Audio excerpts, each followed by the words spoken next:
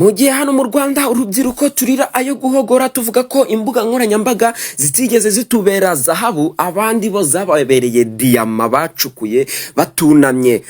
Umunyarwenya Khaby ukurikirwa ku rubuga rwa TikTok kurusha abandi ku isi yasinye amasezerano na kampani izajya ikoresha izina rye mu kwamamaza ibikorwa byayo, afite agaciro ka miliyoni 900 z'amadorali. Urumva ayo mafaranga?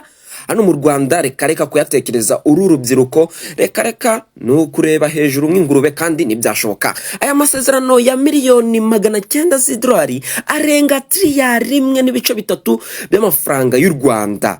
Yasinywe ku wa gatanu tariki ya 23 Mutarama 2026.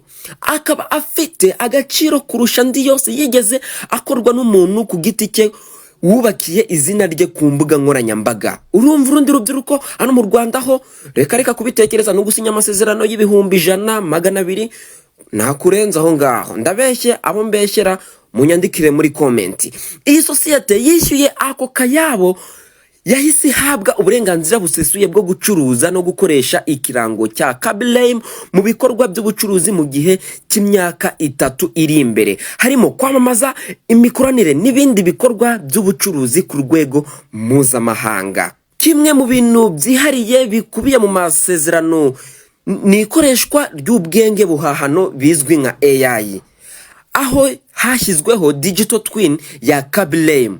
Iri koranabuhanga rizajya rimwigana mu buryo buhanitse cyane, ubundi rikoreshwe mu gutunganya ibikorwa byo kwamamaza mu bihugu bitandukanye bidasabye ko Khaby aba ahari. Urumva aya na amasezerano yasinywe na Khaby ku giti cye miliyoni 900 z'idolari.